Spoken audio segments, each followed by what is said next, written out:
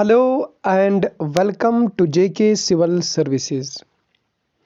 My dear friends, as you know, we have discussed about the revolt of 57 and it is fundamental causes. My dear friends, in this very lecture, we are going to discuss about the beginning of the mutiny and the spread of the revolt. We'll be discussing in this chapter in what areas and what were the storm centers and the leaders of that storm centers during the revolt of 1857. My dear friends, this lecture is going to be very important lecture for your prelims as well as your mains examination. My dear friends, let's get started. तो दोस्तों, पिछले lecture में हमने बात की थी causes के बारे में, यानी क्या फंडामेंटल काजेज क्या क्या थे यहाँ पे रिवोल्ट ऑफ 1857 के। दोस्तों यहाँ पे आप देख सकते हैं, यहाँ पे काजेज क्या थे। हर तबके के लोग, चाहे वो पीजेंट हो, चाहे पंडित्स हो, चाहे मौलवीज हो, चाहे ज़मींदार हो, चाहे लैंडलॉर्ड हो, या हर कोई तबका है, या इन शॉर्ट सिपाहीज। सिपाही कौन था ये मैंने पिछले लेक्चर में आपको बताया है दोस्तों। तो यहाँ पे भी आप देख सकते हैं कि काज क्या था, जिनको मैं फंडामेंटल काजेज नाम दिया था दोस्तों। लेकिन इसी के साथ साथ हमने एक इमीडिएट काज के बारे में भी बात की दोस्तों। इमीडिएट काज क्या था? इमीडिएट काज मैंने बताया था कि जो र्यूमर वहां पे फैली थी कि फ्लोर के साथ, यानी जो आटा होता है, आटे के साथ अंग्रेज लोग यहाँ पे बोन डस्ट मिलाते हैं और फिर उसी की रोटियां यहाँ पे हमारे आर्मी मैन को देती है, स्पाइस को देती है। तो दोस्तों ये एक चिंगारी थी जो पूरे, जहाँ पे मैंने अभी भी मैं रिपीट करूँगा कि basically it was just an occasion. यानी जो यहाँ पे मैं आपको बताऊंगा, मंगल पांडे ने जो यहाँ पे मारा किसी को, या फॉर एग्जांपल यहाँ पे ये आटे में बोन डस्ट का र्यूमर होना, क्या ये वो र्यूमर था या सच था अभी तक किसी को नहीं पता। लेकिन that was just an occasion, वो एक मौके की तलाश थी। लेकिन दोस्तों जो आग दिलों में लगी थी वो पहले से लगी थी। अंग्रेजों की जो यहाँ पे नफरत हर किसी इंडियन सेक्शन की पहले से ही थी दोस्तों, लेकिन बस एक मौके की तलाश में थे लोग। तो सो मौका यहाँ पे मिला है जो आज हम डिस्कस करेंगे दोस्तों। देखो, आज बात करेंगे हम द रिवोल्ट ऑफ आर्मी। दोस्तों इसके इनिशियल स्टेजेस देखेंगे, कहां कहां पे पहले रिवोल्ट हुआ था, कब कब रिवोल्ट हुआ था। बात करेंगे 2 फरवरी 1857 की। 2 फरवरी 1857 की दोस्तों, एक जगह है उड़ीसा में जिसका नाम है बहरमपुर। बहरमपुर में 19th native infantry, 19th native infantry यानी एक आर्मी का बटालियन होता है दोस्तों। सो 19th, इसका नाम है 19th नेटिव इन्फेंट्री। कहां पे? बहरमपुर में। बहरमपुर कहां पे? आपके उड़ीसा में। कब? 2 फरवरी 1857 यानी 1857, लेकिन 2 फरवरी को। ये जो आर्मी की ये यहाँ पे रेजिमेंट, यानी 19th native infantry, 19th native infantry, यहाँ पे इनको बोला जाता है कि आप कार्टरेज का यूज करो, ग्रीज्ड कार्टरेज। मैंने पिछले लेक्चर में आपको पढ़ाया है कि वो क्या था दोस्तों। यहाँ पे ये बटालियन, यहाँ पे ये रेजिमेंट 19th नेटिव इन्फेंट्री यहाँ पे बिल्कुल बोलते हैं नहीं, we are not going to use the greased cartridges, यानी हम राइफल ही यूज नहीं करेंगे, हम ग्रीज्ड कार्टरेज यूज नहीं करेंगे। तो दोस्तों फिर यहाँ पे इस 19th नेटिव इन्फेंट्री के पूरे बटालियन को यहाँ पे डिसबैंड किया जाता है मार्च 1857 में दोस्तों, ठीक है ना। सो ये था पहला जिन्होंने इसके खिलाफ आवाज उठाई थी। किसके खिलाफ? कार्टरेज के खिलाफ, ठीक है ना दोस्तों। इसके पूरे जो रेजिमेंट था, ये जो पूरा बटालियन था, उसको डिसबैंड किया गया। अब बात करेंगे 29 मार्च 1857 की। एक जगह है जिसका नाम है बरकपुर। दोस्तों बरकपुर आपके कोलकाता के नजदीक एक जगह है। वहां पे एक आर्मी रेजिमेंट हुआ करता था जिसका नाम होता था 34th native infantry. 34th native infantry ने भी बोला कि हम लोग कार्टरेजेस का यूज नहीं करेंगे, हम इनको दांतों से नहीं चबाएंगे और ना ही फिर इस राइफल का जो ये एनफील्ड राइफल था इसका यूज भी नहीं करेंगे दोस्तों। यानी इन्होंने बोला कि हम यहाँ पे बिल्कुल, यानी इन्होंने नहीं माना अपने ऑफिसर्स का यहाँ पे क्या यूज करना, ग्रीज्ड कार्टरेज यूज करना। तो दोस्तों इसी में एक आर्मी मैन था, एक सिपाही था, इसी 34th नेटिव इन्फेंट्री में एक सिपाही था जिसका नाम था मंगल पांडे। सो मंगल पांडे कौन था बेसिकली दोस्तों, ही वाज ए यंग ब्राह्मण सिपाही, यानी ये हाई कास्ट ब्राह्मण सिपाही था।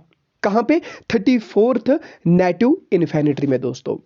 अच्छा, अब ये क्या करता है, यहां पे जब इसको बोला जाता है, जब इस नेटिव इन्फेंट्री को बोला जाता है कि आप यहां पे इन कार्टरेजेस का यूज करो, तो मंगल पांडे समझता है कि ये धर्म के खिलाफ है, ये धर्म का भ्रष्ट हो जाएगा अगर मैं यहां पे इसको, इस कार्टरेज को, ग्रीज्ड कार्टरेज को दांत से काटूं और फिर गोलियों का यूज करूं, तो यहां पे धर्म के खिलाफ है, रिलीजन के खिलाफ है। क्यों दोस्तों, मैंने वो डिस्कस किया है ऑलरेडी।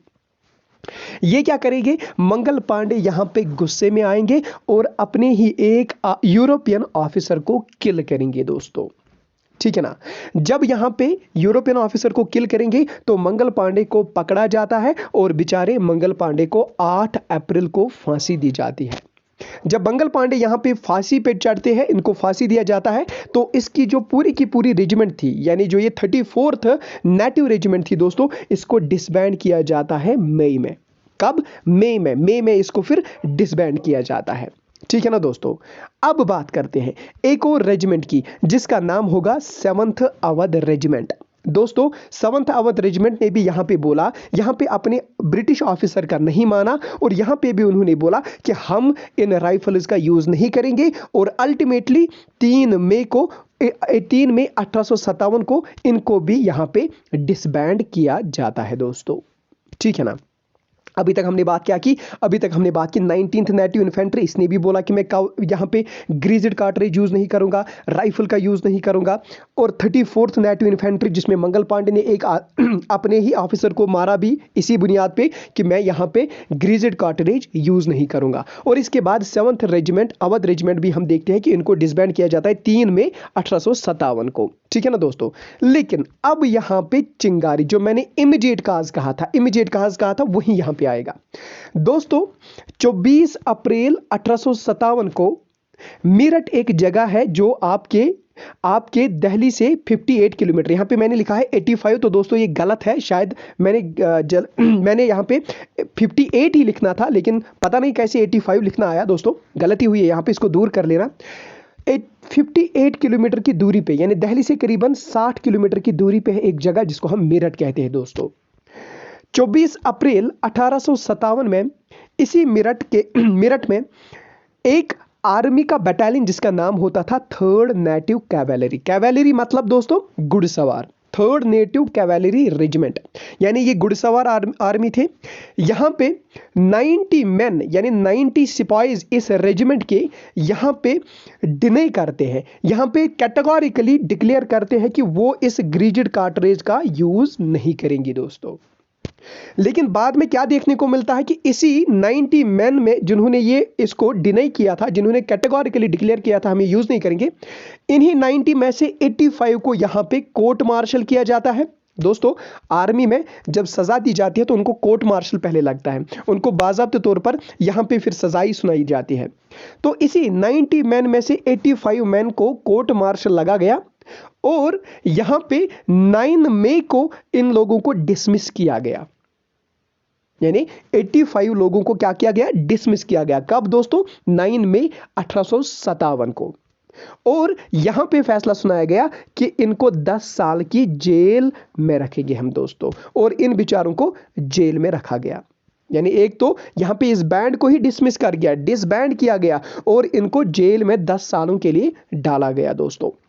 लेकिन वहीं पे मेरठ में ही एक और बटालियन, मेरठ के पास में ही एक और बटालियन जो इस बटालियन के नजदीक रहता था, 3rd कावलरी के नजदीक रहता था, वो लोग क्या करेंगे, वो लोग जब देखेंगे कि उनके पड़ोसी बटालियन को यहां पे कैप्चर किया, यहां पे कोर्ट भेजा, तो जो सिपाहीज थे बाकी जो सिपाहीज थे अब मेरठ में ही जो बाकी सिपाहीज थे, वो क्या करेंगे, वो यहां पे ओपनली रेबेलियन डिक्लेयर करेंगे वो बोलेंगे हमारे हाथों में ऑलरेडी गन ही है, तो हम क्या करेंगे, अंग्रेजों के खिलाफ बिल्कुल रेबिलियन और वार स्टार्ट करेंगे। इसीलिए हम देखेंगे दोस्तों कि यहाँ पे फिर वो लोग ओपनली किल करेंगे यूरोपियन ऑफिसर्स को, यानी जो मिलिट्री यूरोपियन ऑफिसर थे, अंग्रेजी जो ऑफिसर थे, उनको ये लोग यहाँ पे इंडिया के सिपाहीज इनको मारेंगे। और जो यहाँ पे 85 मैन अभी मैंने बोला था इनको जेल में भरा गया, तो वो लोग क्या करेंगे, वो बाकी सिपाहीज इनको आएंगे और इनका जेल तोड़ेंगे और इनको जेल से यहाँ पे रिहा कराएंगे दोस्तों। ठीक है ना। ओके मेरे दोस्तों, सो यहां पे क्या हुआ, यहां पे एक ओपनली रेबेलियन हुआ। तो दोस्तों this was an immediate cause of revolt of 1857। सो यहां से अब 1857 रिवोल्ट का आगाज होता है। बेसिकली मैंने आपको बताया दर्द अंदर से कुछ और था, लेकिन यहां पे एक मौका मिला। अब जब मौका मिला तो लोग पीछे नहीं बैठेंगे दोस्तों, लोग पीछे नहीं बैठेंगे। फिर हम देखेंगे, जब मैं इसी लेक्चर में आगे बढ़ूंगा तो इसी लेक्चर में फिर हम देखेंगे कि सारे जो सिविल्स होंगे, जो पीजेंट्स होंगे, जो जमींदार होंगे, वो फिर इस रिवोल्ट को ज्वाइन करेंगे। लेकिन फिलहाल अभी तक की कहानी क्या है, अभी तक की कहानी ये है कि ये जो सिपाहीज यहां पे अब ओपनली डिक्लेयर करेंगे वार अंग्रेजों के खिलाफ और अंग्रेजों के यूरोपियन ऑफिसर्स को मारेंगे। और जो बेचारे यहां पे इंडियन सिपाहीज 85 मैन जेल किए गए थे, उनको भी जेल से आजाद कराएंगे। और फिर सुबह सुबह यहां से चलेंगे और जाएंगे कहां पे, दिल्ली में। दिल्ली में यहाँ पे हमारे जो बादशाह साहब बैठते होते हैं, जिनका नाम होता है बहादुर शाह जफर या बहादुर शाह सेकंड। बेसिकली इस टाइम पे अंग्रेजों ने इसे बोला था कि आप अब पेंशन पे रहो, लाल किला में हो, पेंशन पे रहो, बाकी आपको कहीं पे राज करने की जरूरत नहीं, अब आप एम्परर नहीं हो, अब आप ब्रिटिश के पेंशनर हो। यानी हमारे आप ये जो पूरा इंडिया है अब ये हमारे कब्जे में है, और आप विश्राम करो, लाल किला में विश्राम करो, रेड फोर्ट में विश्राम करो, वहीं बैठो, हम आपको पेंशन वही फराहम करेंगे। लेकिन दोस्तों जब यहां से सिपाहीज रिवोल्ट करेंगे तो वो सुबह सुबह चले जाएंगे और बहादुर शाह के पास ये रेड फोर्ट पे पहुंच जाएंगे। मेरठ से कुछ 58 किलोमीटर ही दूर है दोस्तों, तो वहां तक पहुंच जाएंगे। ठीक है ना मेरे दोस्तों। ओके, जब यहां पे पहुंच जाएंगे, अब तो ये बहादुर शाह नमाज पढ़ता होगा, और बहादुर शाह जब देखता है 5-6 आर्मी मैन यहां पे इसके पास आते हैं तो थोड़ा सा डर जाता है और सोचता है कि चलो मैं टेलीग्राम करूं, यहां पे अंग्रेजों को बोलूंगा कि आपके आर्मी मैन कुछ जेल से छूटे हैं, आपके आर्मी मैन पता नहीं क्या करने यहां पे आए, क्या खाया है सुबह सुबह, मेरे आंगन में यहां पे सुबह सुबह चक्कर लगाने आए हैं। लेकिन तब यहां पे बहादुर शाह सरप्राइज होते हैं जब ये सिपाहीज बहादुर शाह को बोलते हैं कि बहादुर शाह साहब अब मौका आया है, अब हम रिवोल्ट करने के लिए तैयार हैं, अब हम अंग्रेजों की धूल यहां पे चटाएंगे, अब हम अंग्रेजों को दफा करेंगे, लेकिन हम आपसे क्या चाहते हैं, आप यहां पे हमारे लीडर बन जाओ। बहादुर शाह जफर साहब, आपको कुछ नहीं करना है, आपको रेड फोर्ट में ही रहना है, आपको ऐशो आराम से ही रहना है, लेकिन बस हमारा लीडर बन के रहो, काम तो हम खुद करेंगे, लेकिन आप हमारे इस रिवोल्ट को लीड करो। ठीक है ना दोस्तों। ओके दोस्तों, सो यहां पे जब ये रिवोल्ट हुआ तो इसके बाद बिल्कुल 2 दिन के बाद यानी 12 मई को 1857 को हम देखेंगे कि दिल्ली में जो लोकल इन्फेंट्री थी, यानी दिल्ली में जो यहां पे अब सिपाहीज थे, जो मिलिट्री मैन थे, वो भी अब रिवोल्ट में ज्वाइन करेंगे दोस्तों, और वो भी यहां पे अपने यूरोपियन ऑफिसर्स को मार गिराएंगे। यहां तक कि एक पॉलिटिकल एजेंट जो यहां पे अंग्रेजों का होता है, जिनका नाम होता है साइमन फ्रिसर, उसको भी यहां पे मारा जाता है दोस्तों। और यहां पे अब सिटी को सीज किया जाता है। अब दिल्ली पे कब्जा किनका, रेबिलियंस का कब्जा दोस्तों। और उस टाइम पे दिल्ली का जो इंचार्ज था, जो कमांडिंग ऑफिसर था, उसका नाम था लेफ्टिनेंट विलबॉय। तो दोस्तों कभी कभी ये क्वेश्चन भी आता है एग्जाम में, आपके प्रीलिम्स एग्जाम में, आप बताओ कि जब रिवोल्ट हुआ तब दिल्ली में कमांडिंग ऑफिसर कौन था, तब दिल्ली में इंचार्ज कौन था, तब दिल्ली की जिम्मेदारी कौन संभालता था आर्मी की, वो थे लेफ्टिनेंट विलबॉय। ठीक है ना दोस्तों। तो यहां पे ये आर्मी मैन मेरठ के भी और दिल्ली के भी इस पे हावी पड़ जाएंगे, इस लेफ्टिनेंट पे हावी पड़ जाएंगे, और यहां पे वो दिल्ली को एक तरह से आप मान के चले दिल्ली पे कब्जा करेंगे। कौन, रिवोल्ट करने वाले लोग, या आप रेबेलियन कहिए दोस्तों। यहां पे पीडीएफ थोड़ी सी ब्लर आ गई है दोस्तों, मैं जब आपको पीडीएफ सेंड करूंगा ग्रुप में तो वहां पे वो इंशाल्लाह साफ होगी दोस्तों। मैं नए से ये पेज बनाऊंगा। ओके दोस्तों, इसीलिए मैं यहां पे जूम करता हूं। यहां पे अब इस बहादुर शाह की हिम्मत भी बढ़ गई और बहादुर शाह को लोगों ने क्या बोला कि अब आप हमारे माई बाप हो, अब आप हमारे आका हो, अब आप हमारे अंपरर हो। तो यहां पे अब बहादुर शाह प्रोक्लेम करता है कि मैं अब आप लोगों का बादशाह हूं दोस्तों। सो यहां पे इन शॉर्ट हमने यही समझा कि जो दिल्ली है अब ये ब्रिटिश के हाथों से चली गई थी दोस्तों। अब नॉमिनल हेड कौन था यहां पे, अब सिंबॉलिक हेड कौन था यहां पे, वो बन गया था बहादुर शाह जफर दोस्तों, ठीक है ना।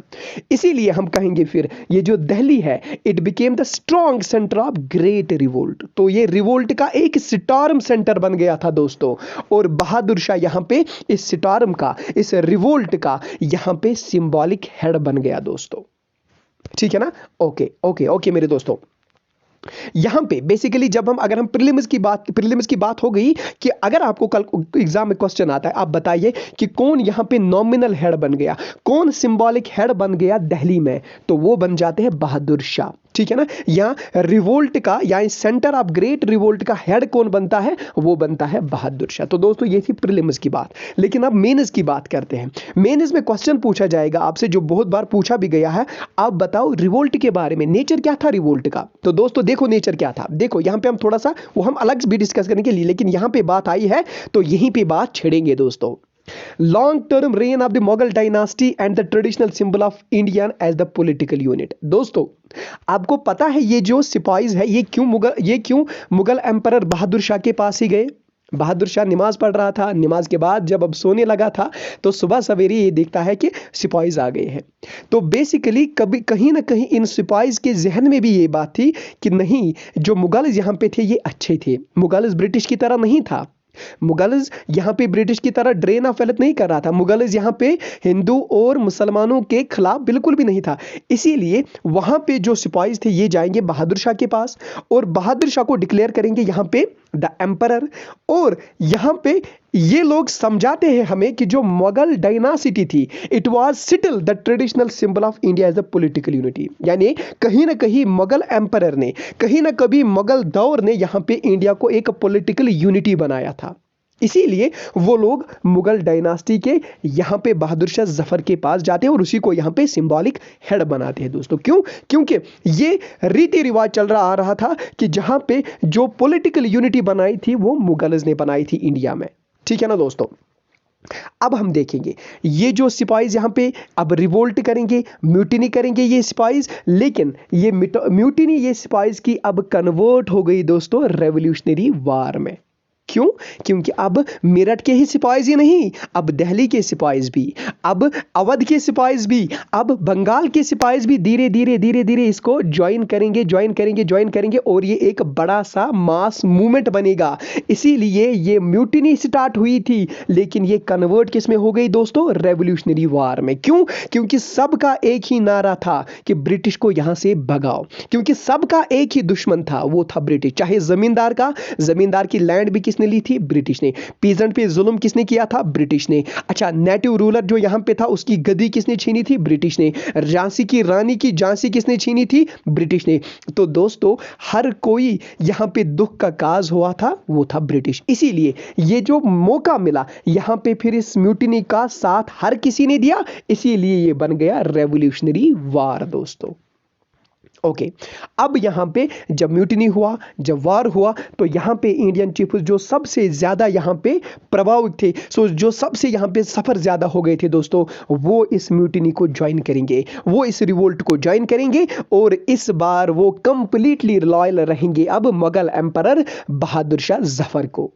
ठीक है ना दोस्तों, यहां पे अब इनको समझ आ गया कि अंग्रेजों को लॉयल रहना ठीक बात नहीं, अब जो है वो है मुगल एम्परर जिसका साथ हमें देना है और जो हमें इन ब्रिटिश के चुंगल से बचाएगा दोस्तों। दोस्तों यहां पे हम देख पाएंगे कि अगर मैंने आपको पहले ही बताया ये जो काज था, ये जो म्यूटिनी हुआ, जो सिपाही म्यूटिनी हुआ, बेसिकली इसका फैक्टर क्या था? काज क्या था? काज था रिलीजियस फैक्टर। लोग, ये जो आर्मी मैन थे ये नहीं चाहते थे कि पिग का, ये जो मुस्लिम थे और हिंदूज यानी काऊ का यहां पे ऑयल या आप मान के चलिए फैट यहाँ पे चबाए, क्योंकि ये इनके धर्म के खिलाफ और पिग मुसलमानों के धर्म के खिलाफ। ठीक है ना दोस्तों। सो काज क्या था बेसिकली? काज था रिलीजन। लेकिन अब ये रिलीजन काज तो था लेकिन जब इसने सब ने ज्वाइन किया तो सबका एक ही परसेप्शन था कि ब्रिटिश हमारा कॉमन एनिमी है दोस्तों, ब्रिटिश हमारा common enemy. So in short कहने का मीन्स ये है कि दो it was a religious factor, but लोगों का जो हर कोई सेक्शन इंडियन सोसाइटी का था वो यही समझता था इस टाइम कि नहीं, हमें यहाँ पे अंग्रेजों को दफा करना है। अगर ये रिलीजन का काज सिर्फ होता तो ये लोग क्या करते, सिपाही ज्यादा से ज्यादा रिवोल्ट करते और अंग्रेज को बोलते नहीं, हम यहाँ पे इस ग्रीज्ड कार्टरेज को नहीं चबाएंगे और हमारे लिए कोई और कार्टरेज लाओ, हमारे लिए कोई और तरीका गोलियों का लाओ। लेकिन यहां पे क्या किया दोस्तों, हम ये बिल्कुल भी नहीं देखेंगे यहां पे, लेकिन हम ये देखेंगे कि अब हर कोई सेक्शन यहां पे चाहता है कि अंग्रेज हमारा दुश्मन है और अंग्रेज यहां से दफा होना ही चाहिए। ठीक है ना दोस्तों। ओके मेरे दोस्तों। सो यहां पे अब बहादुर शाह को जिम्मेदारी मिली, अब बहादुर शाह को यहां पे एम्परर बनाया गया। तो बहादुर शाह को यहां पे बोला जाएगा, बहादुर शाह साहब आप क्या चुप बैठे हो, आप भी थोड़ा सा काम करो, थोड़ा सा हाथ वाथ चलाओ, अगर गन नहीं उठा पाओगे तो कम से कम पेन ही उठाओ। तो यहां पे बहादुर शाह जफर थोड़ा सा मजबूर होते हैं और चिट्ठी लिख डालते हैं। दोस्तों चिट्ठी किसके नाम लिखते हैं? अपनी बीवी के नाम नहीं, बल्कि जो इंडिया के चीफ्स और रूलर्स होते थे इंडियन स्टेट्स के, उनको चिट्ठी लिखती है। जैसे कि निजाम ऑफ हैदराबाद, जैसे कि झांसी की लक्ष्मीबाई को, जैसे कि टांटा टोप को, या टांटा टोप कहिए, या उसी का जो रूलर होता था टांटा टोप, उसका एक सिपाही था, उसका रूलर होता था नाना साहेब यानी पेशवा, या आप उसको बोले पेशवा को चिट्ठी लिखेंगे और उन सब को यहां पे रिक्वेस्ट करेंगे, बोलेंगे कि हम यहां पे एक कॉन्फेडरेसी बनाएंगे, हम एकजुट बन के काम करेंगे, हमारा एक ही दुश्मन है वो है अंग्रेज और उसको यहां से निकालेंगे। तो बहादुर शाह जफर यहां पे तलवार नहीं बल्कि कलम उठाते हैं दोस्तों। क्यों? क्योंकि बूढ़ा हो चुका था, बूढ़ा शेर क्या करेगा अब दोस्तों, तलवार के बजाय अब कलम ही उठा सकता है। और इसीलिए फिर हम देखेंगे यहां पे सारी की सारी बंगाल आर्मी अब इस रिवोल्ट को ज्वाइन करेगी। देखो दोस्तों अब ये रिवोल्ट कितना बड़ा बन रहा है, एक तो छोटा सा, पहले एक छोटा सा थर्ड कावलेरी, इसके बाद अब यहां पे पूरी की पूरी बंगाल आर्मी अब इस रिवोल्ट को ज्वाइन कर रही है। और अब देखेंगे हम ये रिवोल्ट अब फैल रहा है बाकी पड़ोसी इलाकों में, अवध में, रोहिलखंड में, Doab, Bundelkhand, Bihar, eastern Punjab, central India और भी बाकी जगहों पर। और जिसकी वजह से फिर हम देखेंगे कि जो ब्रिटिश अथॉरिटी इन जगहों पे है वो पूरी की पूरी खत्म हो जाएगी दोस्तों। ओके मेरे दोस्तों। सो दोस्तों अभी तक हमने क्या बात की? अभी तक हमने बात की रिवोल्ट ऑफ द आर्मी। लेकिन क्या ये सिर्फ आर्मी का रिवोल्ट बना? अब नहीं दोस्तों, अब सिविल्स ने भी यहां पे ज्वाइन किया। तो अब हम दूसरी हेडिंग पढ़ेंगे, the revolt of people. So revolt of 1857 was both revolt of army भी और रिवोल्ट ऑफ पीपल भी दोस्तों। लेकिन इनिशिएट सिपाहीज ने किया, इनिशिएट आर्मी मैन ने किया। तो सबसे ज्यादा जो यहां पे पीपल शामिल हुए वो थे नॉर्थ वेस्टर्न प्रोविंस और अवध में दोस्तों। ठीक है ना। ओके यहां पे हम देखेंगे सिर्फ इस रिवोल्ट के सिर्फ 24 घंटे के बाद, सिर्फ 24 घंटे के बाद ये रिवोल्ट आर्मी से कन्वर्ट होके या म्यूटिनी से सिपाही म्यूटिनी से कन्वर्ट होके एक पॉलिटिकल रेबिलियन बन गया था दोस्तों, एक पॉलिटिकल रेबिलियन। यहां पे अब सारे सेक्शंस के लोग ज्वाइन कर रहे थे। जैसे ही लोगों ने गोलियों की आवाज सुनी, गोलियों की आवाज कैसे? क्योंकि उन्होंने अपने ही आर्मी मैन जो थे, अपने ही यूरोपियन आर्मी मैन जो थे उनको मारना स्टार्ट किया अंग्रेजों के खिलाफ। अंग्रेजों ने क्या किया? अंग्रेजों ने गोलीबारी बरसाना शुरू की। तो यहां पे जब लोगों ने आस पड़ोस के इलाकों में, आस पड़ोस के रियासतों में, स्टेट्स में गोलियों की आवाज सुनी तो लोग जल्दी से जल्दी आ गए और इस रिवोल्ट को ज्वाइन किया।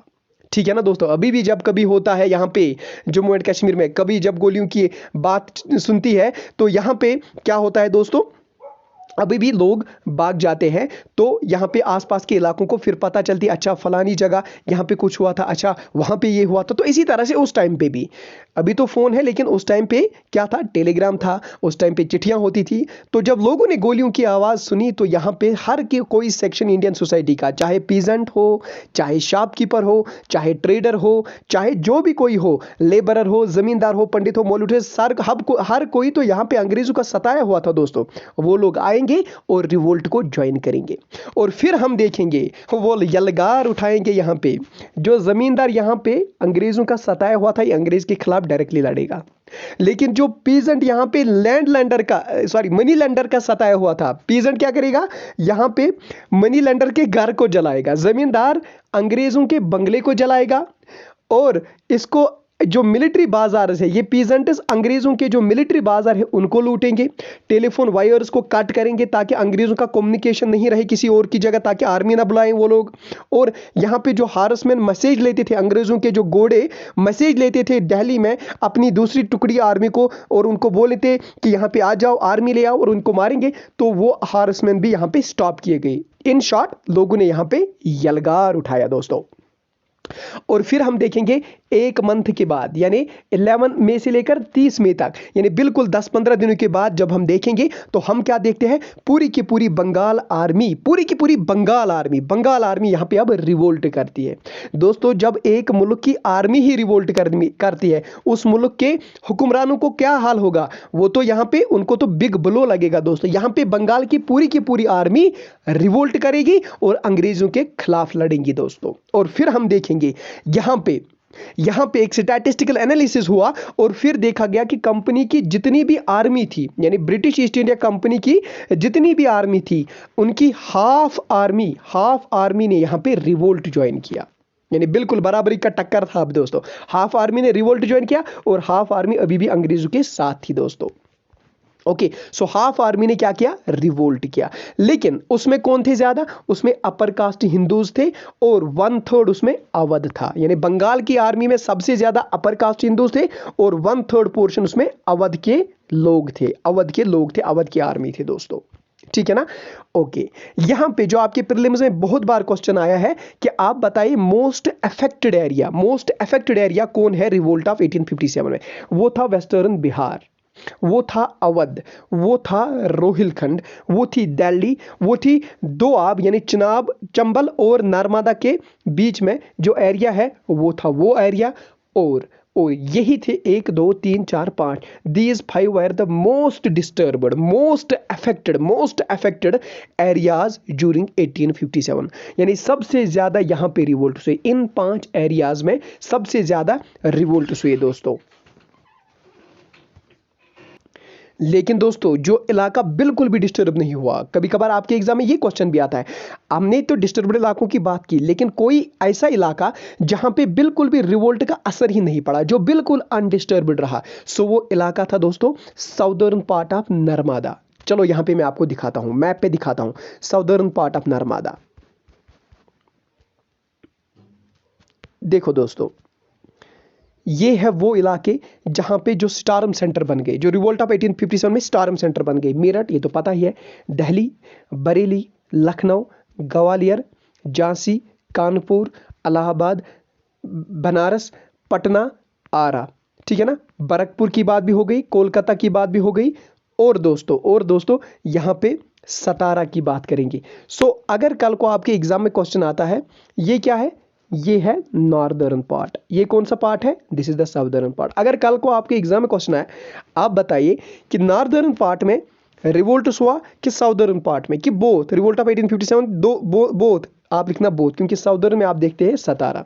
लेकिन दोस्तों यहां से है आपका नर्मदा, नर्मदा रिवर, जो कहां से फ्लो होता है, जो होता है अमरकंटक प्लेटू से। यहां पे आपका अमरकंटक प्लेटू, ठीक है ना दोस्तों। ओके, इसी से सोन रिवर भी, इसी से शायद कोई और रिवर भी अभी याद नहीं मुझे, लेकिन अमरकंटक प्लेटू से ही यहाँ पे नर्मदा रिवर निकल, तो यहाँ पे उसकी लोकेशन। लेकिन इस साइड ये वाला इलाका बिल्कुल अनअफेक्टेड रहा ड्यूरिंग द रिवोल्ट ऑफ 1857 दोस्तों, यानी south of the Narmada river. So Narmada river ये, और इसके साउथ में that means this part remain unaffected. लेकिन जो अफेक्टेड रहा that was the northern part, सबसे ज्यादा अफेक्टेड नॉर्दर्न पार्ट रहा दोस्तों, बिल्कुल ईस्ट से लेकर वेस्ट तक। ये यहाँ पे देख रहे हो आप, ग्वालियर बिल्कुल वेस्ट में, और यहाँ पे ईस्ट आरा बिल्कुल, यहाँ कोलकाता आप बिल्कुल ईस्ट में देखोगे दोस्तों। In short these were the important centres of the revolt. लेकिन क्या बता रहे थे हम दोस्तों, यहां पे हमने बात की थी कि कौन कौन सा इलाका था जो सबसे ज्यादा अफेक्ट हुआ, जहां पे सबसे ज्यादा रिवोल्ट हुए, जहां पे नुकसान हुआ, लोग मारे गए, सिपाही मारे गए, लड़ाइयां हुई। ठीक है ना दोस्तों, वो हमने बात की। ओके, लेकिन दोस्तों जो मैंने अभी बात की कि इंडियन रूलर्स को जब चिट्ठी लिखी गई वो लोग उन्होंने ज्वाइन किया और यहाँ पे रिवोल्ट में साथ दिया, क्योंकि वो भी सताए थे अंग्रेज के। लेकिन ये बात भी यहाँ पे भूलना नहीं कि most of the Indian rulers were loyal to the British. अभी भी वो अंग्रेजों के चट्टे बटे थे, अंग्रेजों की थाली चाटते थे अभी भी वो। कौन? Most of the Indian rulers. हमारे माई बाप ब्रिटिश है, हमारे माई बाप हमारे आका अभी ब्रिटिश है, ये लोग वो समझते थे। ठीक है ना? ओके मेरे दोस्तों, और फिर हम देखेंगे कि अंग्रेजों का साथ यही देंगे और इस रिवोल्ट को सप्रेस करने के लिए। ओके मेरे दोस्तों, अभी हमने दिखाया दिल्ली यानी बिल्कुल आपके यहाँ नॉर्थ में, और कलकत्ता बिल्कुल आपके वेस्ट में। यहाँ पे दिल्ली से लेकर कलकत्ता तक यहाँ पे इंडियन ट्रूप्स यानी जहाँ जहाँ भी आर्मी था इंडिया का, जहाँ जहाँ भी इंडिया का स्पाई था, वो यहाँ पे रिवोल्ट में शमूलियत करेगा, साथ देगा। लेकिन दोस्तों अभी मैंने आपको बोला हर किसी सेक्शन ने यहाँ पे इस रिवोल्ट में साथ दिया।